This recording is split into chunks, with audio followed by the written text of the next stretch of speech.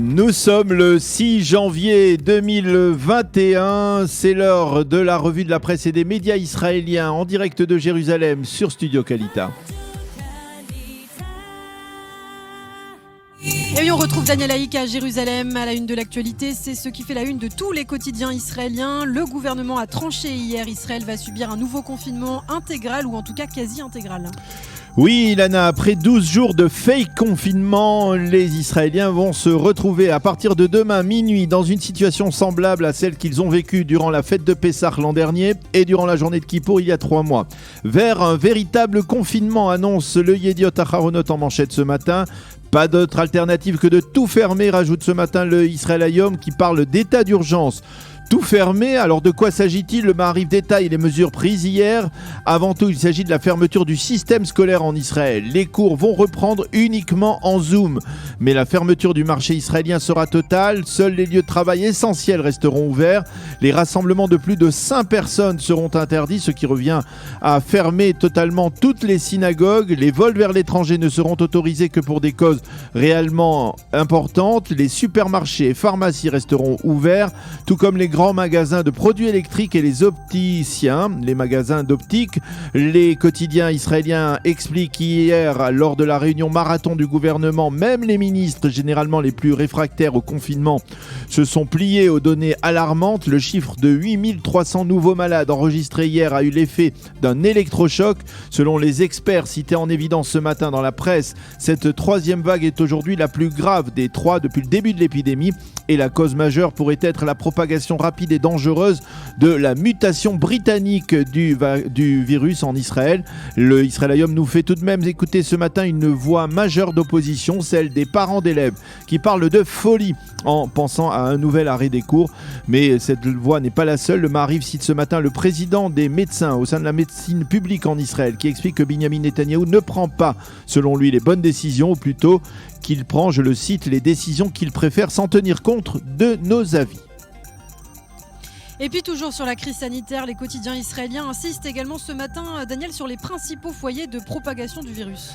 Oui, du virus et de ses 2 principales mutations, la mutation britannique et la mutation sud-africaine. Il semble que ces mutations touchent particulièrement la communauté orthodoxe, une communauté dans laquelle la situation est inquiétante. Dans la ville orthodoxe de Beitar Illit, au sud de Jérusalem, 1/4 des habitants sont positifs. Pour tenter de maîtriser cette propagation, le Rav Chaim Kanievski, leader du monde orthodoxe lituanien, aurait donné l'ordre de fermer les yeshivot, conformément aux mesures du gouvernement.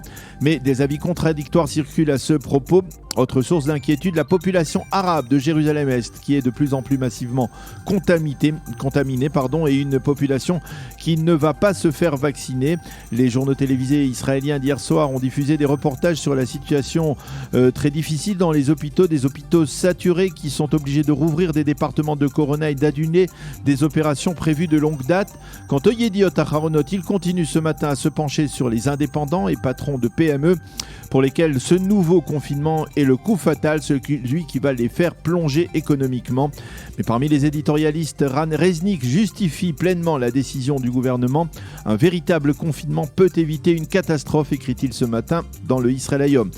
Un mot encore, les quotidiens israéliens mentionnent également la situation alarmante en Europe. Là aussi, les experts reconnaissent que la vague actuelle est la plus dure depuis le début de l'épidémie. Et une atmosphère de crise, Daniel, qui intervient par ailleurs au moment où la campagne de vaccination marque le pas. Oui, mais jusqu'à présent, Israël a déjà vacciné 1,5 million de personnes, soit 1/6 de l'ensemble de sa population. Et désormais, les responsables de cette campagne au ministère de la Santé veulent conserver les vaccins dont ils disposent encore pour administrer la seconde dose aux patients ayant déjà reçu la première dans les 18 derniers jours. Alors, va-t-on vers une pénurie? Pas si l'on se réfère aux responsables de Moderna qui promettent d'acheminer très rapidement leur premier vaccin en Israël. Mais le ministre de la Santé, Yuli Edelstein, est plus prudent, voire plus pessimiste. Les premiers vaccins de Moderna n'arriveront en Israël qu'en mars prochain, affirme-t-il. Crise sanitaire, crise politique également au cœur des quotidiens israéliens. En Israël, il faut le dire, la vie politique est loin d'être paralysée, Daniel. Oui, et ce paradoxe est mentionné en évidence dans l'éditorial de Sima Kadmon ce matin en une du Yediot Aharonot. Nous vivons sur deux planètes différentes. Il y a la planète sur laquelle vivent des millions d'Israéliens qui assistent effrayés au rebond de l'épidémie. Et puis il y a l'autre planète, celle des politiciens qui se préparent aux élections comme si l'épidémie ne les concernait pas. Et effectivement, lorsque l'on consulte les titres politiques dans les journaux de ce matin, eh bien on a une impression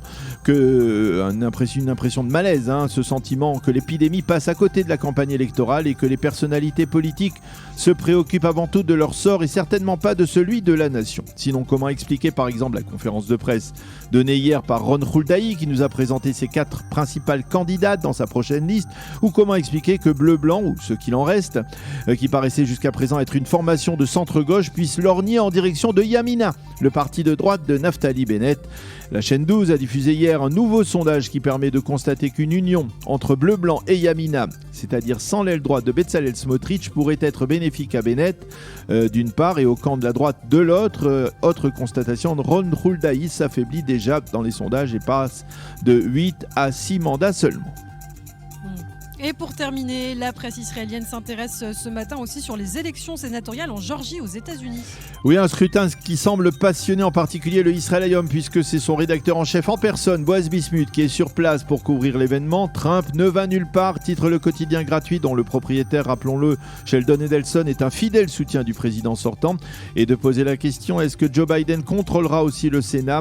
Le Israël Hayom nous rappelle que c'est aujourd'hui que le Congrès décomptera les voix des grands électeurs et proclamera qui sera le 46e prochain président des États-Unis. C'est la fin de cette revue de la presse.